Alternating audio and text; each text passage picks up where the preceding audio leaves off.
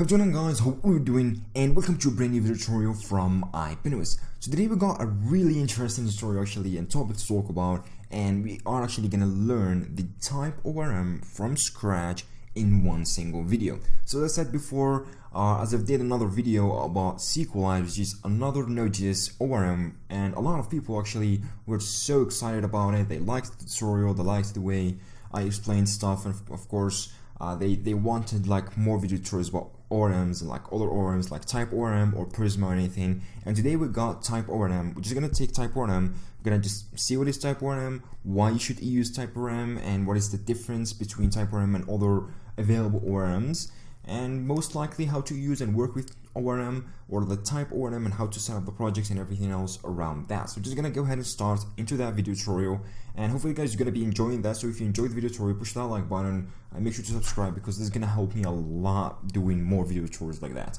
So yeah, so let's just go ahead and get started with type ORM. First things first, what is type ORM? So type ORM is another ORM, of course we all agree on that, and pretty much can run on Node.js, the browser, Cordova, PhoneGap, Ionic, or even React Native or the native scripts. It can also be run on Expo, which is just like a React Native container, and of course on the Electron platforms, which is going to be like an always separated thing, and type ORM can run on that too. It is most specifically targeted to run on TypeScript, but also can be run in JavaScript without any issues, like ES5, ES6, 7, and 8. So only the latest ECMAScript versions, because they support decorators and stuff like type ORM relies on to make everything or the whole system works perfectly. And for that case, what we need is we're going to be using TypeScript, because the whole solution of type ORM is actually, from its name, there's a type at the beginning, which is like a TypeScript thing, which means it is a typed ORM that's going to help you to use the power of TypeScript and the typing systems in general in order to create a really highly scalable and maintainable, and as well like your code is going to look just really simple and maintainable, and everything's going to be really simple using type ORM. So it has like a plenty of features. We're not going to go ahead throughout all of these features because it's kind of boring, but you can go ahead and take a look on the features in here. It'd be really nice to do all of that. And it has a really self-explanatory function or examples right out of the box. So if you would really like to check out what it does and how it works and everything else, you can just go ahead and take a look on these examples, the code snippets and everything. You're going to be understanding what is exactly how it is. Otherwise, you can just continue with my video, and of course, we hopefully can learn a lot about type ORM. So first things first, let's go ahead and start by installing. So if you just get a little bit down, you're gonna find the installation section, and it's gonna give you a lot of things. So you can, if you have like an existing project, what you could do is install type ORM and save it. Make sure to install reflect metadata, and of course import reflect metadata, and of course you can like install the types of node in order to have the typing the full features of types and TypeScript, and lastly you can install the driver you're going to be using. You can as well use it with like MySQL, MariaDB. You can use it with Postgres, CrowCushDB, I don't know how to spell that exactly.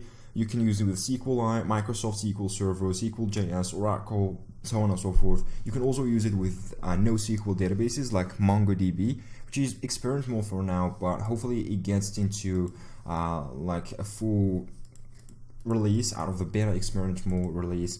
And for sure it has actually MongoDB. It has native script and React Native script and Cordova for that, and the whole documentation is actually listed in here. So it's pretty great actually to learn one single type ORM or one single ORM, and you can use it depending on all of these systems and cross systems pretty much, or cross I don't know, like languages. You can use from one database like MySQL to another database like MongoDB, and you can pretty much use all of different stuff using a single ORM, which is the type ORM.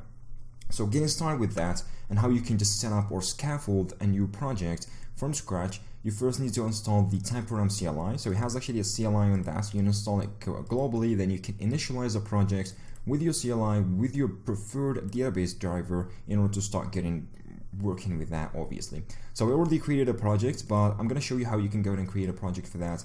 So just go and open up a terminal and make sure to do npm install type ORM as he says. So just do a type ORM-g and everything is going to be like installed globally. Afterwards, we're going to be initializing our project. So we're going to say type ORM. I'm gonna call the init, and I'm gonna do name. I'm gonna name my projects in here because it's gonna put everything in the package.json and stuff, so we need the name for that.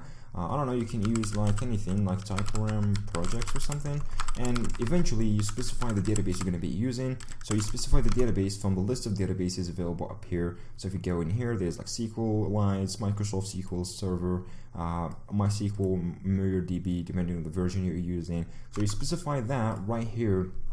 In our case, I'm going to be using MySQL. You press enter, and the installation is going to be like started and running. I already did that. I recreated, and it's going to create something like this. Like this is the project structure of the templates. It's going to be created for you by the type ORM CLI. So you're going to have everything up in here, like ignore ORM configuration, which is the main configuration for the type ORM. And of course, you can just set up everything from here, and it's pretty self-explanatory. It's nothing really hard or something. Now, I've already opened up the projects in Visual Studio Code, so I've got everything up in here in the SRC, and this is the actual scaffolder project. So for that, I only use Yarn instead of npm. So I just prefer Yarn better than npm. And yeah, so for the configuration, first things first, to get started with type ORM is actually doing the configuration for your specific database. So whether you're running in development or you have your server running in like production, you have to specify the configuration for each, like for the production and for the development phase, because they both have like specific configuration for each. So if when you are doing development, it's going to use a development configuration, and vice versa for production phase. So for that case, we're going to be having is actually the ormconfig.json. So the ormconfig.json, what it does, it actually has all the configurations inside of that. It's actually a JSON file, so it has everything up in here. You can see the type we're using, MySQL. There's localhost, default port, and the username. You have to put your username and the password of the database. The database name is going to be used, and of course you have to manually create that. And you can set synchronize to true or false. I'm going to set this to true, and it's by default came to true. I'm going to explain it to synchronize what it does in a second. There's login false, just keep it up there. And the migrations table name, I've added this to like add the migrations table name to migrations in our database.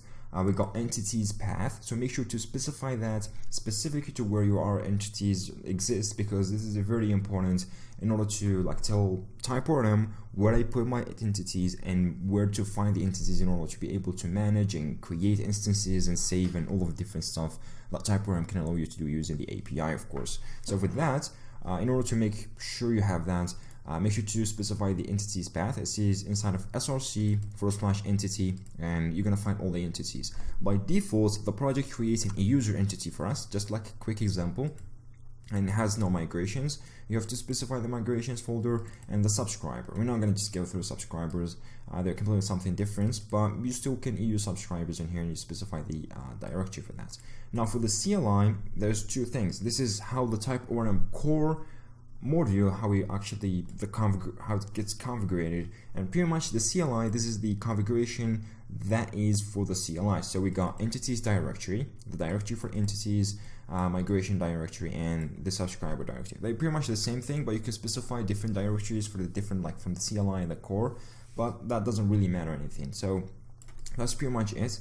And make sure to open up, I'm using MySQL as I said before, so you can use Postgres or SQLite or depending on your project. So I'm just gonna go ahead and log into MySQL right here.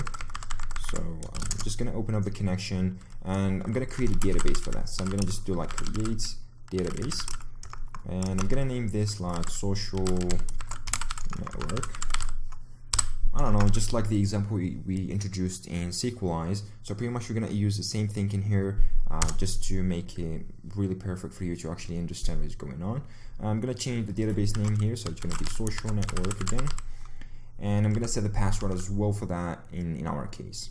Now, after I've saved the ORM configuration and I just put everything up in here and we created the database, now let's just go and explore the index.typescript they created for us. The index.typescript, what it has actually a really important function in how type ORM works. So first, you can call the global function, which is create connection. And this one is going to create to you a connection between the type ORM and pretty much the database you specified. And of course, it's going to create the connection and return the connection objects, which later on can allow you to manage the connection, see the connection name, different types of things that you can manage the connection between an ORM and a database. So pretty much this is it, and we're using async in here because the whole thing about TypeORM is actually going to allow you to use async awaits and promises and manage all of your code much simpler than just working with callbacks and then catch on the promises or stuff like that. So it's going to make it super simple for you to manage your code and pretty much interact with promises and resolving and everything around that.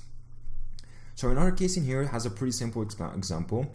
So to pretty much to understand this example, we're going to go through it like line by line throughout the whole series, but we first go ahead and create something really important. So more important, the index.typescript is actually looking inside of the entities. So how we can create an entity.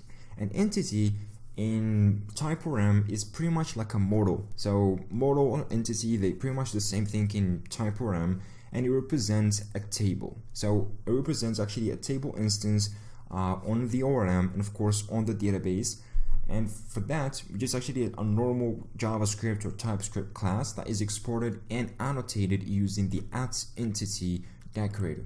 So for every single TypeORM entity, you have to use the entity decorator. If you just take a look on that, this is a decorator user to mark all classes that is an entity, a table or a document depending on the database type. Of course, since we are actually using a SQL database, which is MySQL, it is a table. In other case, if it is MongoDB, it is a document, of course, because it's a NoSQL, it has no relations and no tables. So with that, we got the entity in here.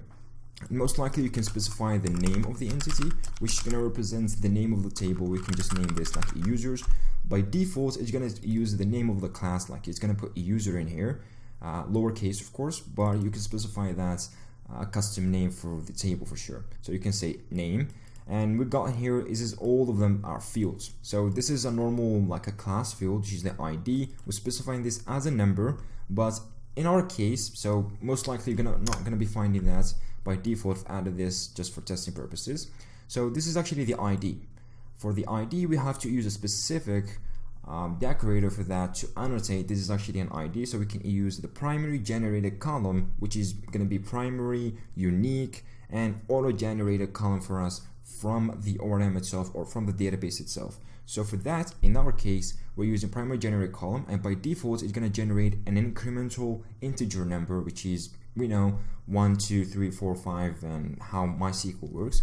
But in some cases, you would like to use UID or different schema for the ID.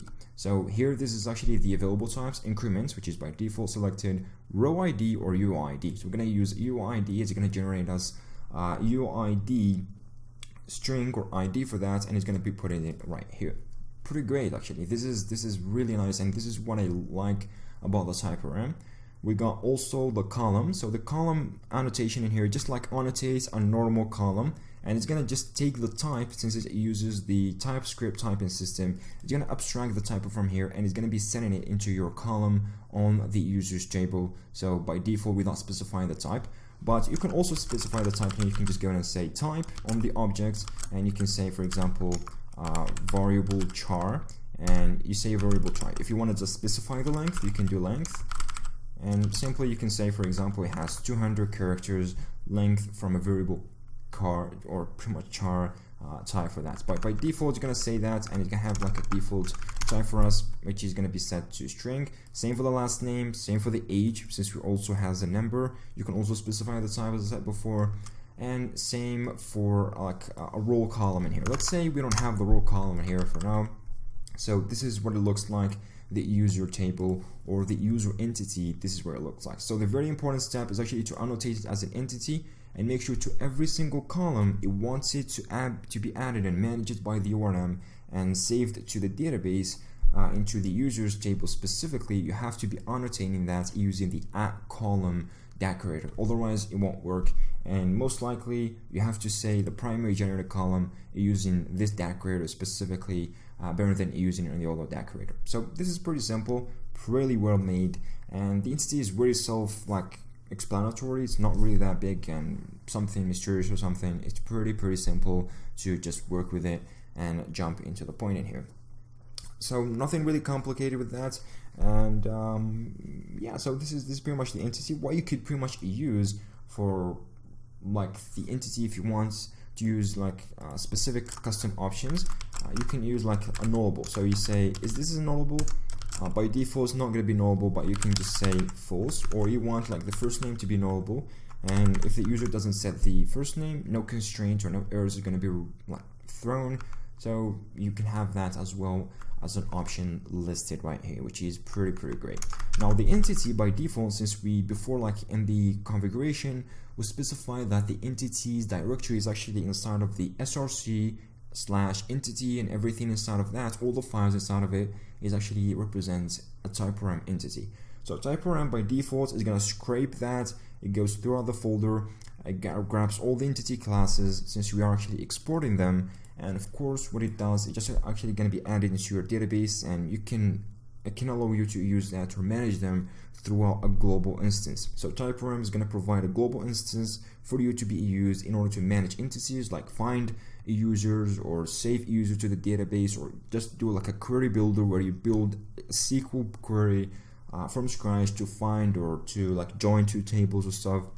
All the entities instances are going to be automatically added to you on that connection without you specifically going through adding them by yourself. So which is pretty great actually.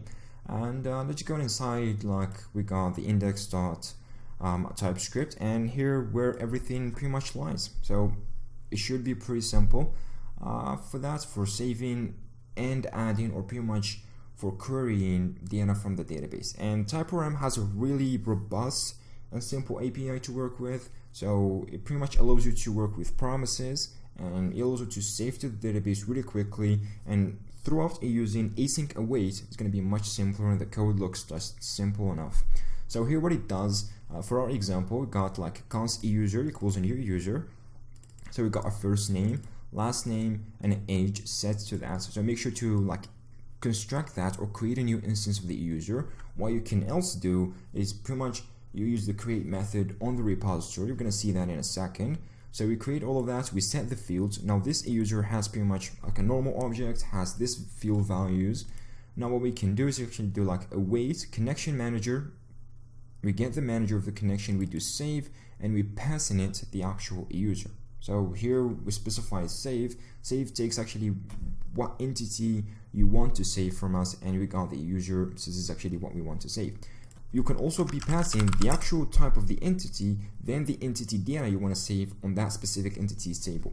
But by default, it's going to recognize the entity type since it actually has a user type. So by default, it's going to be saving that user into the database, into the users table. And since we're using await, so this is going to look like a synchronous code. So it waits for that to run in order to be continuing. And since we're actually running the create connection, so we wait to create the connection between the ORM and pretty much the database, then what it does is actually going to run all of that code to save that. It not necessarily you have to run your code inside of the then method after creating the connection. You have to do it after the create connection, but not necessarily here. You can create another module, for example. You can go inside of like src, I don't know, for example, like you can name this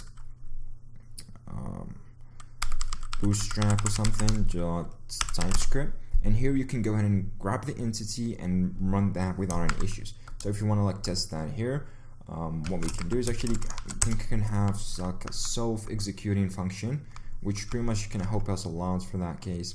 So or pretty much let's have like a normal function. We can have like an export const bootstrap. And this is actually going to be a normal function. It's going to be an async function most likely. And for this case, since here what we did is actually grab the user, we can have access to a user ID, which is a user ID also generated for us. And in this case, we just like finding the user, we do like connection.manager.find the user without any issues, just like a bunch of console logs. And if we catch that, this is actually a promise. If any errors happen, we do catch and console log the errors. Now let's say we want to save the user, but we don't want to be using the manager because TypeORM has two different type of like entity management systems. So it has like the manager pattern, so where you use the connection manager in order to find a specific entity and work with it and manage it. On the other hand, it has the better solution, or the better pattern I love personally, is actually the repository pattern. So the repository pattern pretty much going to allow you to work for every single entity has its own repository that's going to allow you to query on that entity or pretty much save on that entity without using the manager, because the manager has to be specific or global to the whole entity. So the whole entity share the same manager, where each repository pretty much represents a specific entity or belongs to a specific entity. So that's the actual difference between a manager pattern and pretty much the repository pattern, for simple.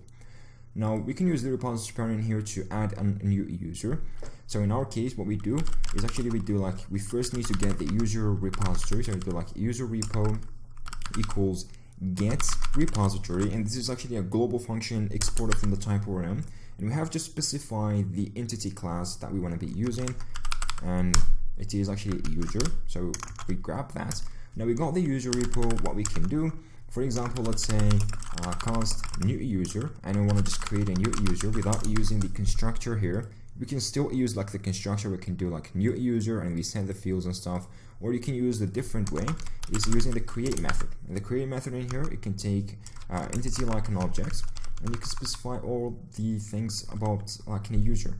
So for example, user has a first name, last name, and age. So you can say first name Alex or something.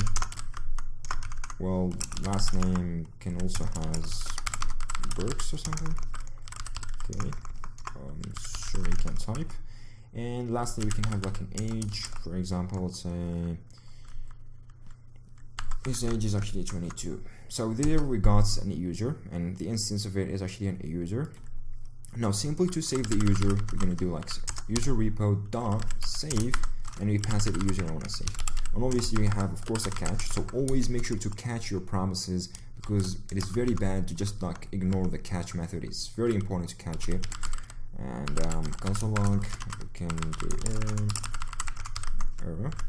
And here make sure to also await, since we're already use async, we can await that really nicely. Now after saving that, we can pretty much this console log new user saved with ID. We can specify the ID in here, so we can say user.id,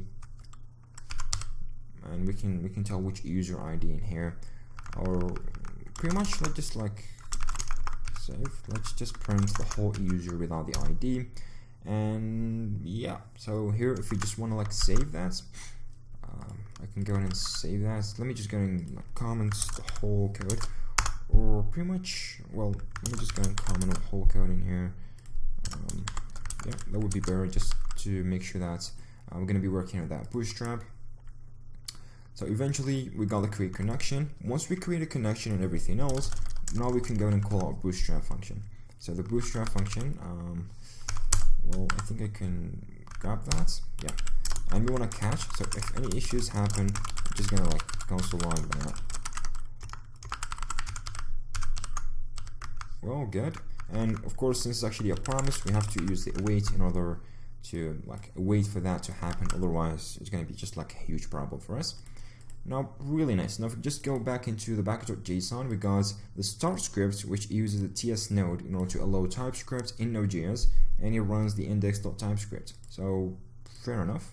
Let's go ahead and do that. So I'm just going to do yarn start in order to start the script, and pretty much create a connection, then wait for that, and of course, we got new user saved, which is user with first name and last name, age, and auto-generated ID, as I've said, and it has a UUID. You still, if you go back in here, you can remove the IID, and it's gonna generate normal numbers from here, it generates 1, 2, 3, and incremental integer IDs. But it's better to use UIDs nowadays because it's just much easier to work with UIDs and much secure than incremental IDs.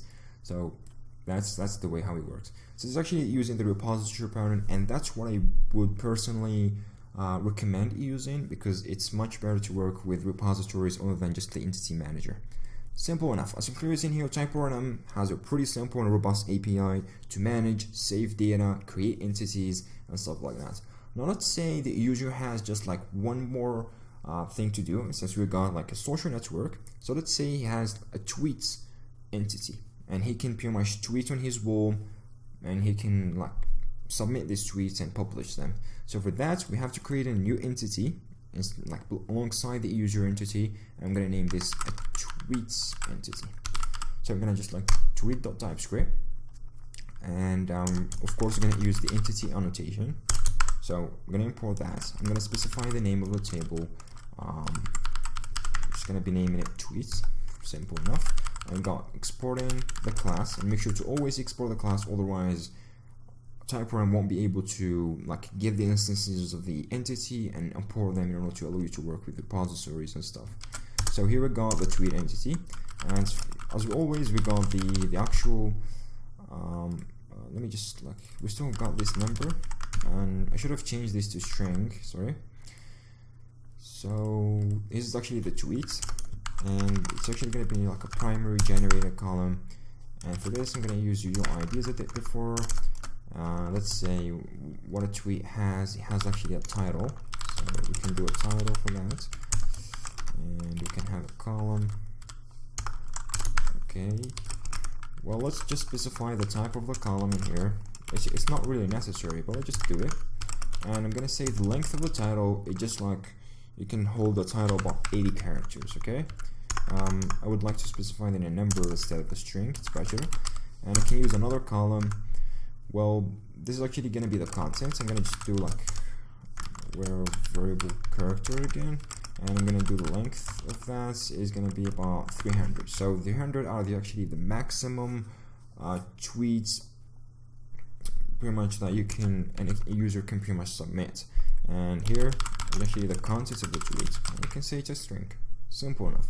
Now the most important part is actually on every single ORM, whether it is Sequoise, TypeORM, Prisma, or even without ORMs, is actually managing relationships between entities. So relation is actually really important. So that's how you tell if a user has one tweet, or if a user can pretty much, you know, submit a tweet, or pretty much find its tweet, and what tweet has been tweeted by a single user, and vice versa. So all of that can be done and managed by a single tweet class. And of course you have to rely or like link both of these entities, the user with a tweet, in order to be able to do that with relationships. So now let's go ahead and create the relationship between the user and a tweet. And of course, as we all know, a user has multiple tweets, so it can have many tweets as he wants, where a single tweet can only have a single user and belongs to a single user. So in our case, so we have to create like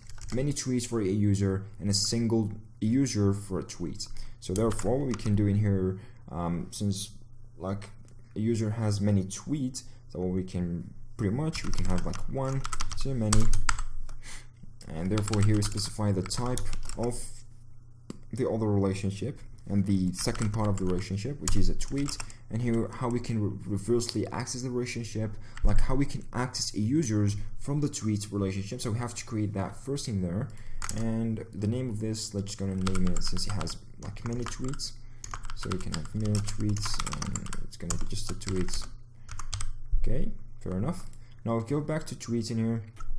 Since like a tweet has a single user, so what we can do, we can have like many to one.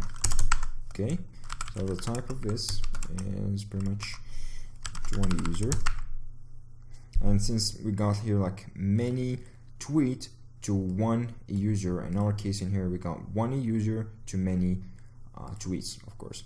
So here we can access it. So it's actually gonna give you the user instance, and how you can access it is pretty much throughout this property, is throughout the tweets property, and we can say this is actually the user. Simple enough. Now if we go back in here, we can have the tweets instance, and we can say we can access the tweet instance throughout the user property. Fair enough. Now we got our relationship linked, one to many and many to one. You can use other relationships, of course. There is like many to many, and there is one to one, which is other different relationships, but here we only need many to many and many to one relationships. And therefore what we probably need to do right now is actually inside the bootstrap.typescript, let's go ahead and create like the tweets and try to create the instance for that. So I'm gonna first go ahead and do like tweet repo. So I'm gonna get the repo, I'm gonna get repository, and I'm gonna get the tweet repository for that. Second, I'm gonna create a new tweet. So I'm gonna just say new tweets. I'm gonna represent a new tweet instance.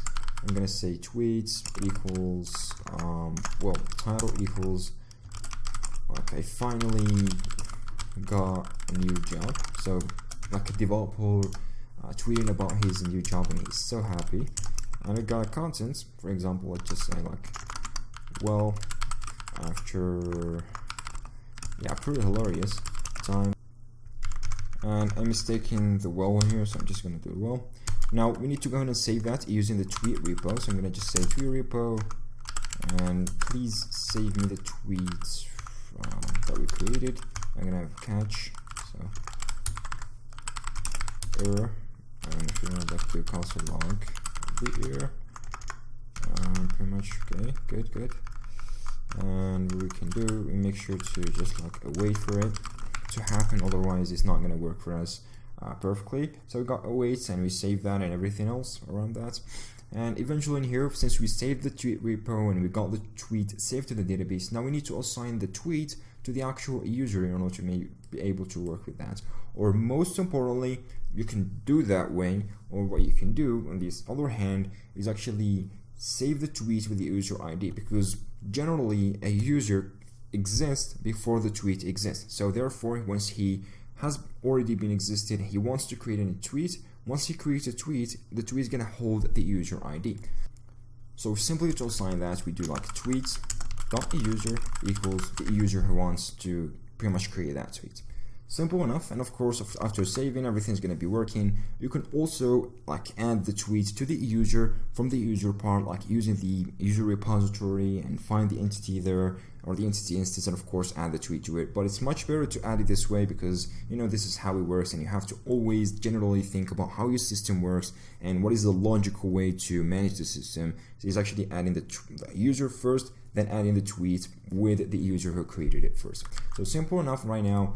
Let's go and do like yarn start again, and pretty much we'll be able to start save a new user to the database, and of course save a new tweet created by that user. So if we go back in here, we can like show tables of the database. Okay, I haven't selected any social work. Okay, now show tables. Now for showing tables, we've got tweets and like users. We can go and do like describe tweets table, and the tweet table, of course, it has the user ID, because every single tweet holds the user ID. And the other hand, since it has like one single user, but on the other hand, when a user can hold the tweet ID because it has many tweets. So this is pretty much how it works, like one-to-many or many-to-many relationship. For many-to-many relationship, you have to create like a foreign table that holds this like relationship between the both entities, keys, or IDs in order to identify that. You can just check out the documentation. It has pretty self-explanatory right there. I'm not going to cover all the relationships in here because it's going to take really long time, and they are super simple to work with. And we can also do like describe users, and for the users we got that as well. So we got ID, first name, last name, and age, and everything around that corner. Now fair enough to work with all the different stuff right here. We can go ahead and do like show, or pretty much select, okay, all from, I'm going to select all from the users, and we got a couple of users in that case. So if we just do that, so we got first name, last name, we got Alex, Brooks, and 22. And if you do now select all of them from tweets, you have, okay, I think it has something with this VS Code terminal. And if you go back and look inside of the tweets, we got a single tweet in here. We got the ID, which is UID, the title, and the content. And lastly, we got the user ID in here, which is going to represent like a foreign key, and of course, and this is what the user ID represents in our case. So it's pretty simple. If you can look at it in here, it's just going to visualize it much better, and it shows how it works in a better way. Now we have saved that, the tweet. Now we got it, the user got the tweet and everything else. Now this is pretty much how relationships works, and it should be really simple to work with that, especially using the repository API. It makes it super easier to work with. Now let's say we want actually to now find users on the database. Instead of creating and saving to the database, now we need to query user from the database and query that specific like tweets and stuff. So the query API is pretty simple on TypeORM. Let's go and create like another function like const query. Okay, fine. Let me just name this find. And you're gonna have an async first function. Since everything is async and it runs in the promises, so that should be the best way to handle it. Fair enough. Let's just go ahead and do. We need to like use or guess the user repository. So you're gonna do the user repo equals get repository and get repository of user. Now to use the actual query API, we just pretty simple. It has like a pretty set built-up function into that, and the API is pretty robust and straightforward. So we can use find method to pretty much find everything in here without any options. But if you want to specify like specific options and select like specific users with specific usernames, or depending on the options you provide in here, you can say for example the where clause. So where, and here you can specify the user object. For example, ID equals to something like that, blah blah blah, or anything. Or pretty much if the user age has something like I don't know. You can use like something like a greater n or less than that, or the age is actually 22 or something, or you know something like really simple in here. Let's say we want to get like the first name of the user is gonna be Alex. So get me user is doing that. If it doesn't find anything or if any errors happens along the way, what we can do is just like console log the error. Okay. Well, simple enough right in here. And yeah, so this is how all we need to do. We actually find it, and the find method in here takes actually gonna return a user array. If you want to like find a single user with an ID or something, you can use find on one, or you can use find or fail. So find or fail, what it does, it looks for a user. If it doesn't find no users, it's gonna fail, so it's gonna throw up an exception, and this could be handy in some cases. But we want to find is actually a single user. Of course, we're gonna use find one, and I'm gonna just like use user. So in this case, it's gonna return a single user instead of like an array of users. You can probably tell here in the promise, and we can do like console log user and a user. So well enough. And the most important part to notice in here is actually eager loading. So the find method of any find method, either find one or find all of them or find or fail, so it's actually eager loaded by default. What do I mean by eager loaded? So once you actually like query in a user, since a user has a relationship with all its tweets, so once you access the tweets, all of them are going to be eager loaded and reported, or pretty much loaded to you on the fly with the user, and you're gonna find it like inside of user.tweet. So if you go inside of like user.tweets, well, you should use await in here. Sorry for that. Always use await because it's a promise. So if you could do like tweets user dot okay, there you go. Where's that? Okay, avoid or user, and make sure to like say it's any user, because that's very important as well. And there you go. Now we can access the tweets, and the tweets are going to be eager loaded, which means it's going to go to the tweet entity and it grab everything in here. And eager loading sometimes is not good because you're going to do like an overhead, and the timing or the query time is going to be longer. So sometimes you don't need the tweets because you just need the user, but you don't need any relationship. So eager loading of that is pretty bad. So there's two actually solutions with eager loading, and that you can go through them. So first, you can use the query builder. So a user has, for example, you can do like the user repo, and you can do query, and here you can create the query, and pretty much like you can do whatever query, an inline or row MySQL query, or you can have pretty much the create query builder in here. And the create query builder has plenty of things like you can add group by, add order by, and where, or you can just like an end where close or something. So it has a pretty robust and pretty advanced query builder in here. So yeah, like pretty much you're building an MySQL query from scratch. So this one is gonna have no eager loading by default implemented, so you have to do like eager loading by yourself, which is great and it's gonna cost no problem. Or the second solution, which most likely I love, is actually when we create a user. So for example, we got in here tweets. So instead of having like normal tweets in here, we can have like a promise. So we do like a promise of tweets are gonna be resolved, and the same thing is gonna happen from the user. So I'm gonna have like a promise of the user is gonna be resolved of that.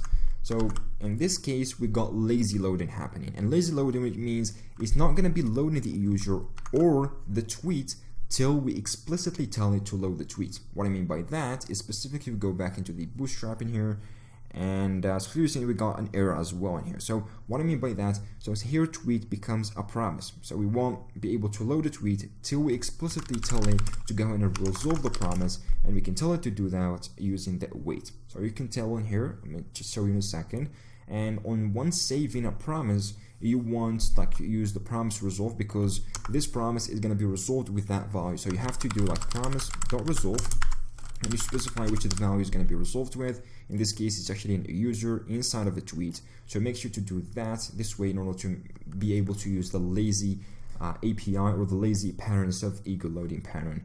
And you can take a look on the lazy or ego loading pattern on the documentation for TypeORM. It's pretty self-explanatory there, so you can find it much more enjoyable to, I don't know, go through and understand what is going on behind the scenes. So here is saving the Bootstrap. We're going to run that again, and I haven't actually called the find method. So let's just go ahead and do, well, it's gonna find like an user. Let me just gonna clear up the databases. So what I'm gonna do is actually drop both tables. I'm gonna drop the users. Okay. Let me just gonna do like use. Okay. What is this? Social network. Database changes. I'm gonna just drop table users.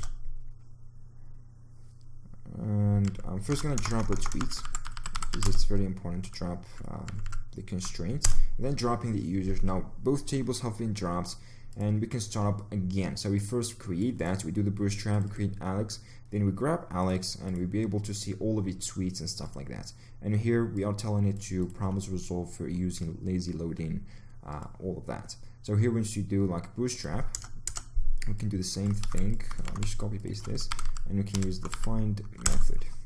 Okay, fair enough. Let's go ahead and do like yarn starts, and instead of doing all of that, let me just gonna get rid of all of that code because we don't need it. And you can use the managers and stuff, but it doesn't really need it that much. Now we created all of that, and if you take a look closely on the log, here what we got, we first create a new user, of course. Now we find an user, we got the ID, name, last name, age. Now tweets, as clearly seen here, it tells this is a tweet and it has tweet yes. Then we can explicitly tell it to go ahead and load tweet because we are using a wait. So this pretty much, this is how lazy loading pretty much works, and it's much better. It's not going to load tweets by default until you explicitly tell it to load tweets for that. You can also specify or use ego loading just by removing the promise in here and the promise on the user and whatever entities you would like to use ego loading, and you can remove the promise.resolve in here, and there you go. It should work for you pretty much well. Now fair enough, this is about querying and everything else. For the query builder, as I've told you before, you can go ahead and use the documentation because queries are pretty much like a normal SQL queries, and we're not going to go through that because it's a normal SQL queries, and here we are actually for the API into the TypeORM, so it should be much better to just go ahead and use the find one. And most people are going to find reusing the find method inside of the repository are pretty self-explanatory enough for them, so they don't need to go through anything more than that. So pretty simple for that. Now the last thing we want to cover in this video tutorial is actually migrations. So migrations are a really great and robust feature from TypeORM or any other ORM, which allows you pretty much to keep track and alter databases on the fly, especially on the production, without any chances to lose data or without risking to lose data pretty much. So migration is actually just like our query that runs like every single time you create a migration. So for example, you create a migration to add like a column to an existing table without changing or removing the database, or pretty much removing the table that you want to alter of that. And of course this can cause of course, not losing your data, because if you just like remove the table, you're going to lose all of your data, and migrations can help in that. You can even drop tables, you can change the table keys, or you can add columns, change the type of columns, and you can do pretty much a lot of things using migrations, and it can help a lot using or throughout the the process of production, especially because in the development we got synchronize set to true, and once you want to go to production, of course synchronize has to be set to false, because you don't want losing all your informations and data inside of the tables pretty much. Now first, to get start with migration, we have to go ahead and use the migration to generate that. So for example, let's go and do like I'm going to use the type ORM CLI always to create migrations. So I'm going to do a type ORM migration create, and we can give it a name in here. So for example, add role column to users. So here, this migration, what it does is going to add like a role column to the users, and it's going to create migration inside of the migrations folder specified in the configuration, and you have to specify that inside of the configuration. So if we take a look in here, yeah, I'm missing arguments. I should have put in here. Okay, there you go. Now migration has been added, and of course automatically it's gonna add like a timestamp to it, so it knows when this migration has been created and has been submitted, so it keeps track of migrations. The migration API in here is pretty simple, and it hasn't really that much of things to be taken care of. So what you need to do here is actually the columns or the class name in here with the timestamp extends the migration interface, and there are two main methods. So there's the up method, which sets up the migration if you like migrate that, or gets it down if you do like migration go down, and it's gonna, what it does, it just like remove any changes the migration did throughout the up method in here. So for example, it's gonna say I want to add like a column to the users like module. So you can do that really easily if you go back into, let's say you changed your code base, and in this case what you did, you added a new like let's say I'm gonna add a new roll number or a boolean. Okay, it's gonna be okay, number, a column in here, and it's gonna have the type of the number without any issues, of course. So this is gonna be like the role of the user. If we added that, if we got like synchronized set to true, it's gonna be automatically added, but if it's set to false, it's not gonna be added till we explicitly added it using the migration in here. So we can use the migration, we can go and do like query runner. We can like, for example, to add a column, and we supply it with a table name in here. For example, we do like users table equals, we can use the query runner again. So get table, and the get table in here is going to get us a table by name, and you have to specify the table name explicitly in order to make that work. So we have to specify this name you have set in here. This is the actual table name, and we're gonna get the users. So afterward we can just like users table, and here we can submit another column. So we have to create like column, or I'm gonna do like row column equals new table column. I meant table column. Okay, the options in here can specify name of the column. For example, it's gonna be a row, and the type of the column, and in this case it's going to be an integer. So you have to specify an integer, because if we take a look in here, and the types there are a couple of things. There's integer 2, 4, depending on the length of the integer. So we're just going to specify a really small integer in there, and here we can specify the row column to it, and the query runner should pretty much actually run. And here we got promise table. Of course we have to just do like a wait, because this runs a promise and you have to wait for the promise. And of course this one returns a promise as well, so we have to wait for it, otherwise it won't work. On the other hand, in here what we want is actually to get the users table, but instead of like adding a column to it, so we have to remove a column from it. So we can do a wait query runner dot remove or drop column, and we're going to be dropping a column, and here just like supply the column name that we added, which is row, and or pretty much you have to specify the table first, yeah, users table, and you have to specify the column second, so it's just going to be row.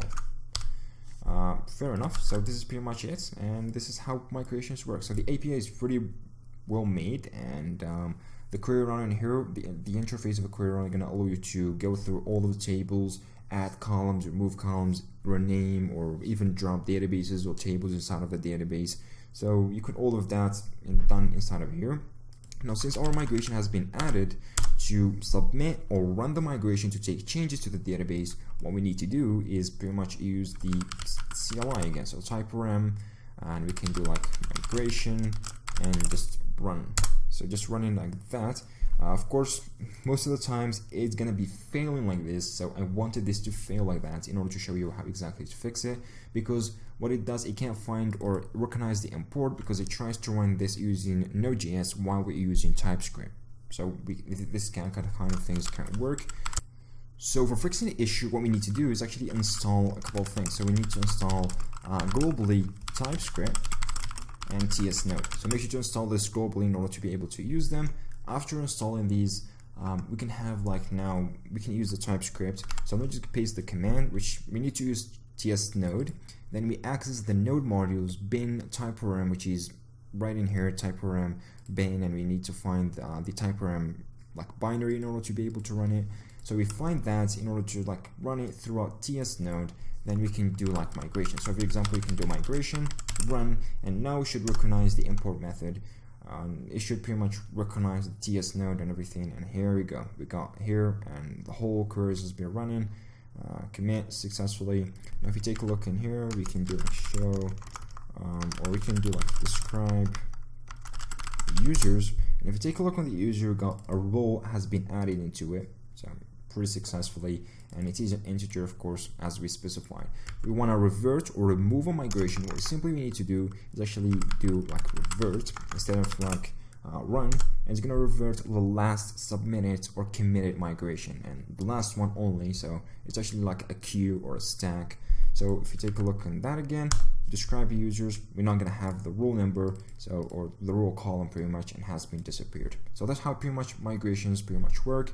Pretty simple for that. If you take a look on here again, for example, you take a look on the help of the typerm, you're going to find something really interesting. So let me just take that up. There is actually a migration generate, and this one is going to generate a new migration file with SQL needs to be executed to update. So it's going to generate a migration from the entity. So you can run migration generate, and any changes made to the entity or your entities pretty much is going to create every single migration for them on the migrations folder. Then you can run the migrations, of course. Pretty simple. Now let's conclude this in here. Migrations are pretty well made, and very important actually to work with a database, and every single ORM has migrations, and typerm migrations are pretty straight to the point, and the API is just like simple, and nothing really hard to work with it. So thank you guys for watching. I know the video has gone too long for that, but I just hope I explained everything you guys wish about typerm, because I know it's actually a really robust and really powerful ORM. A lot of people love to work with it, and a lot of people would love to learn or master the typerm. So thank you guys for watching. As I said before, hopefully guys you've enjoyed the video tutorial, and hopefully guys you can just submit that like button and subscribe. They're gonna help me a lot. So we are almost like 10k, and I'm just like I can't stop thinking about reaching 10k. So thank you guys for watching. I've said it before, please, you can just help the videos by sharing them, pushing that like button and subscribe, because most of the people watching my videos are not subscribed, so that's quite unfortunate. Anyways, so thank you guys for watching. As I said before, for the like 100th, 10,000th time. See you guys in the next video tutorials. Adios.